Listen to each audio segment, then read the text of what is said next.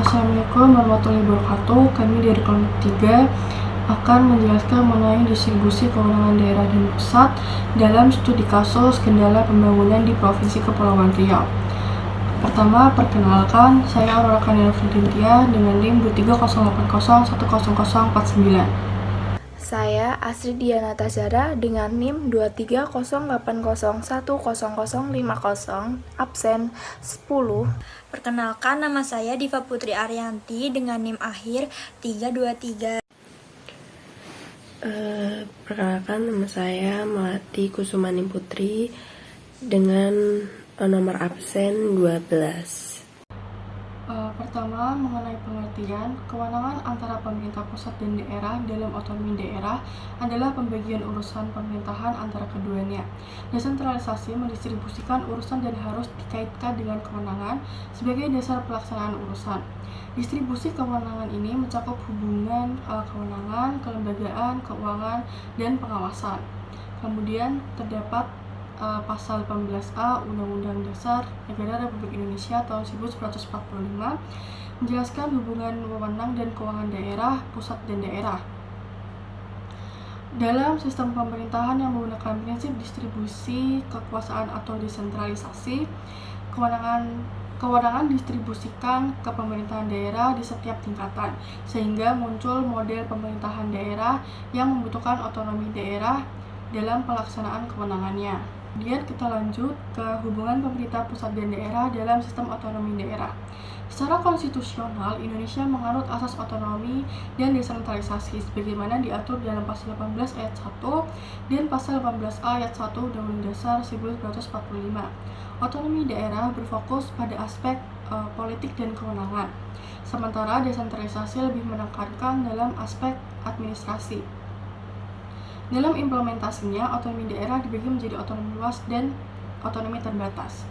Hubungan antara pemerintah pusat dan daerah diatur dalam Undang-Undang Nomor 23 Tahun 2014 tentang pemerintahan daerah, yang dimana undang-undang tersebut menggantikan Undang-Undang Nomor 32 Tahun 2004. Terdapat 3 model hubungan pusat dan daerah. Yang pertama ada relatif autonomy model. Relatif autonomy model itu merupakan daerah memiliki kewenangan lebih luas dalam cakupan tugas dan tanggung jawabnya. Kemudian yang kedua ada agensi model, yang dimana daerah hanya bertindak sebagai perpanjangan tangan oleh pusat. Yang ketiga ada interaction model, yang dimana ditentukan berdasarkan interaksi antara pusat dan daerah. Jadi pemerintahan daerah memiliki wewenang untuk mengatur dan mengurus sendiri urusan pemerintahan berdasarkan asas otonomi. Dan dalam pelaksanaannya, otonomi daerah itu harus memperhatikan prinsip demokrasi, pemerataan, keadilan, serta keistimewaan dan keanekaragaman di daerah dalam negara Republik Indonesia itu sendiri. Pelaksanaan otonomi daerah harus sesuai dengan peraturan perundang-undangan, serta mempertimbangkan aspek demokrasi, keadilan, pemerataan, dan tanggung jawab, agar hubungan antara pemerintahan pusat dan pemerintahan daerah harmonis sesuai dengan Undang-Undang Dasar 1945 itu sendiri. Adapun contoh kasusnya di Provinsi Kepulauan Riau. Provinsi Kepulauan Riau terdiri dari banyak pulau dengan 96% itu wilayah laut dan 4%-nya wilayah daratan. Mayoritas penduduk pekerja kepulauan itu cenderung nelayan.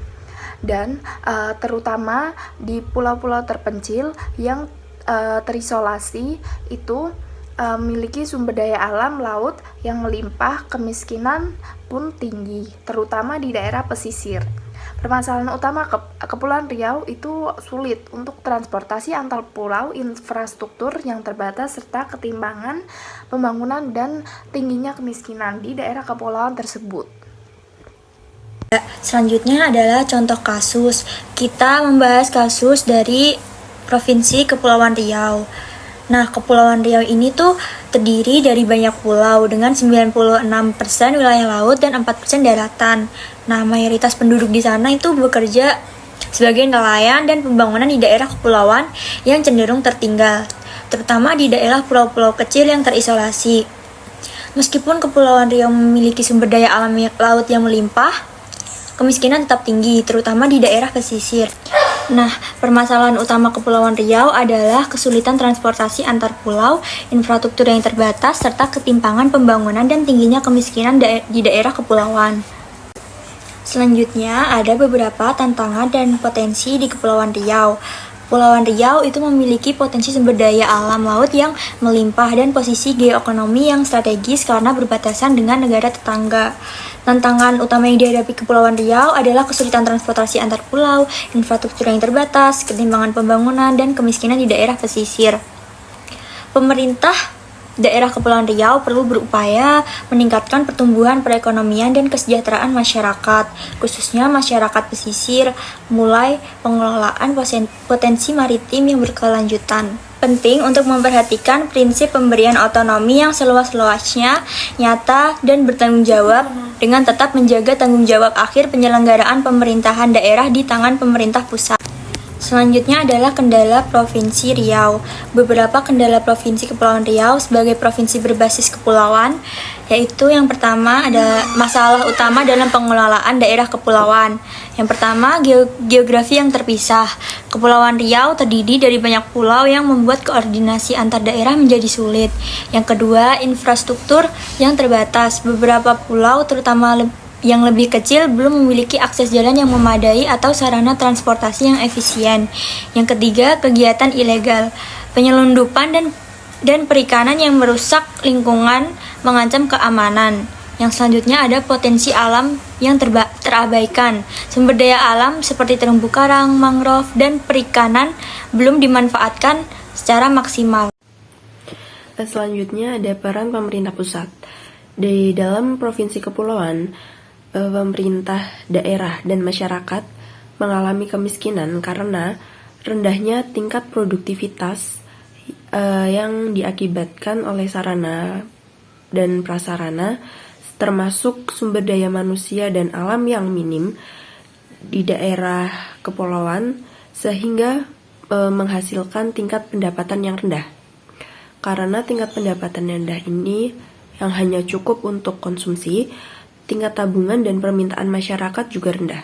Lalu selanjutnya asas otonomi daerah Kepulauan Riau.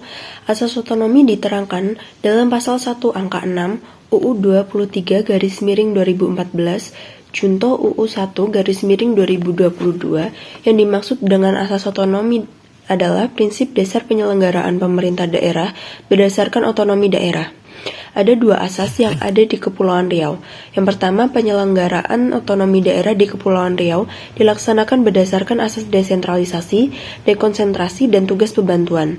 Yang kedua, asas desentralisasi memberikan kewenangan kepada daerah otonom untuk mengatur dan mengurus kepentingan masyarakat setempat, namun pemerintah pusat tetap memegang kendali atas urusan pemerintahan seperti politik luar negeri, pertahanan, keamanan, justisi, fiskal atau moneter nasional, dan agama.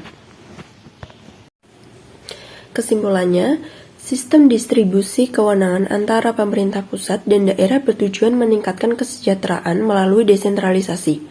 Hubungan ini diatur dalam Undang-Undang 1945 dan UU Nomor 23 Tahun 2014. Provinsi Kepulauan Riau menghadapi tantangan seperti keterbatasan infrastruktur, transportasi, dan ketimpangan pembangunan. Solusinya meliputi peningkatan dana daerah, kebijakan perimbangan keuangan, serta perbaikan layanan publik. Pemerintah pusat berperan dalam mendukung ke daerah kepulauan melalui regulasi dan kebijakan pembangunan yang berkeadilan dengan tetap menjaga keseimbangan dan kebutuhan negara. Demikianlah penjelasan kami tentang distribusi kewenangan daerah dan pusat. Semoga informasi yang kami sampaikan dapat bermanfaat bagi Anda. Dan terima kasih telah menonton video kami. Wassalamualaikum warahmatullahi wabarakatuh.